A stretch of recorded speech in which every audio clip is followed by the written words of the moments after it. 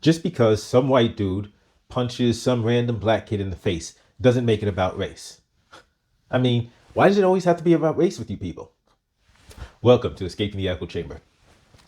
I can hear the excuses already from people. You see people on the internet and people in person will try to claim stuff like that. If you ever, have a conversation with them where they're feeling comfortable enough to spout their true opinions. I tend to like to let people spout their true opinions because it keeps things in perspective for me. But Charles Mitchell Patton, a 27-year-old white guy in Texas, jumps out of his car. This random 14-year-old black kid doesn't know him from a hole in the wall. He jumps out of his car, starts yelling slurs at him, telling him that his kind isn't welcome around here. And I don't have quotes, but I can just imagine the language of what he's saying isn't welcome around here. It's not you young black gentlemen that you young gentlemen of African American persuasion are not welcome or desired to be in this neighborhood. I doubt it went like that. It probably went slightly differently.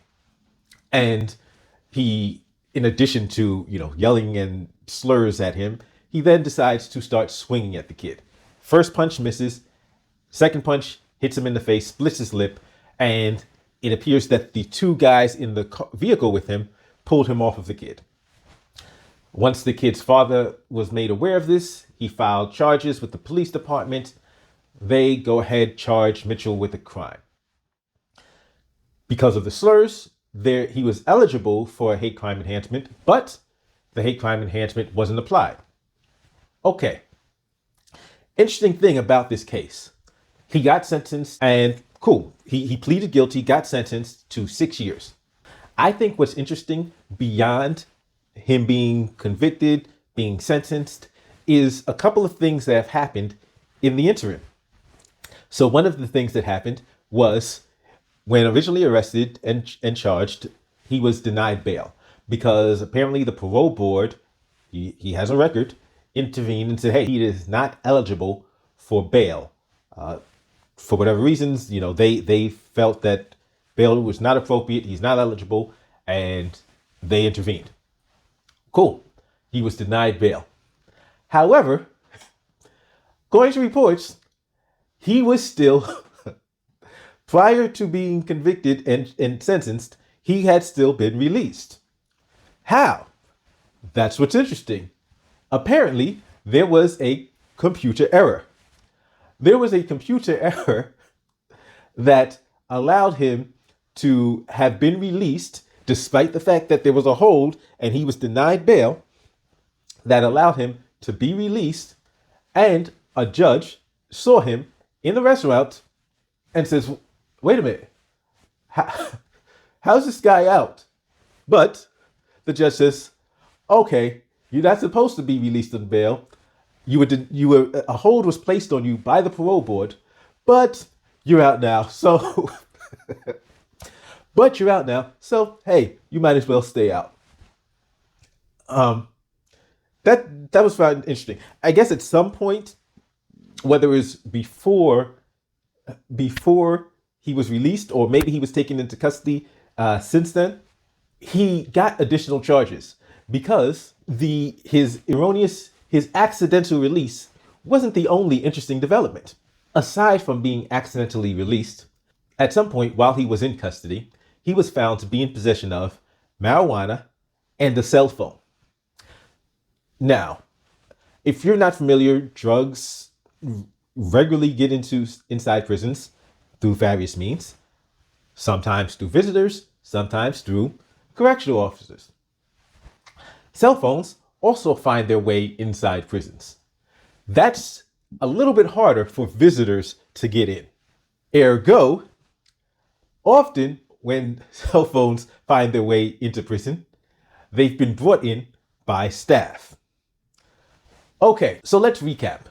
You have a white supremacist individual who attacked a young 14-year-old black kid who goes to jail, and while in jail, gets a hold of drugs and a cell phone that are not only against prison regulations, there's actually laws on the book And the laws on the books treat cell phones as dangerous weapons in prison. The reason why it is labeled as a dangerous weapon is because they have, prison authorities and government authorities have said that, hey, they can use this to commit further crimes, to direct individuals to commit crimes against witnesses, and to continue carrying out criminal activity from within a prison by having unmonitored communications. Which is interesting considering with his ideology, is he the only person that shares this ideology? Or does he have affiliation with other individuals and or an organization or organizations that also share such values and beliefs? Which then says, wait a minute. So how did he get the cell phone in? That wasn't talked about in the story. But like I said, often when dealing with something like cell phones, that comes from staff.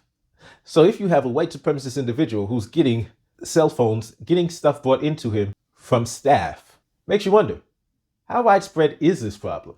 In fact, recently in Florida, some agent that had went undercover had found that there were white supremacist organizations infiltrating law enforcement. I mean, this has been common knowledge for quite some time, but he was speaking specifically about specific ties between white supremacists and law enforcement that he had discovered. He, while working undercover with the FBI, found white supremacists in the Klan had infiltrated law enforcement at various levels. That's why I laugh and find it funny when you have individuals who will claim like, oh, racism is over.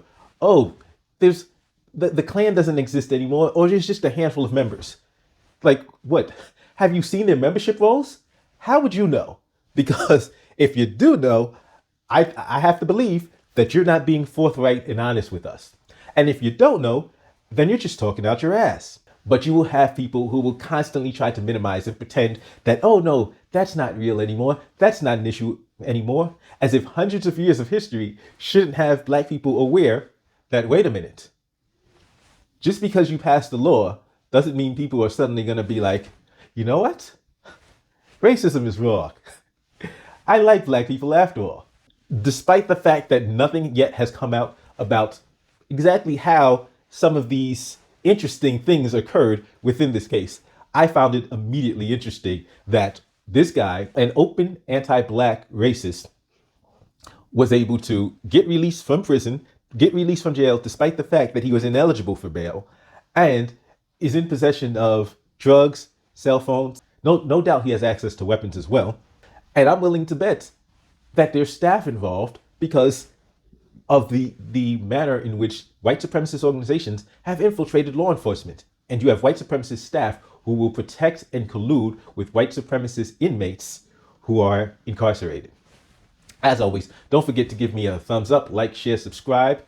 And if you disagree, if you think, no, there's no way white supremacists have infiltrated law enforcement, you're just imagining it, feel free to give me a thumbs down and tell me, when's the last time you looked at the Ku Klux Klan's membership rolls?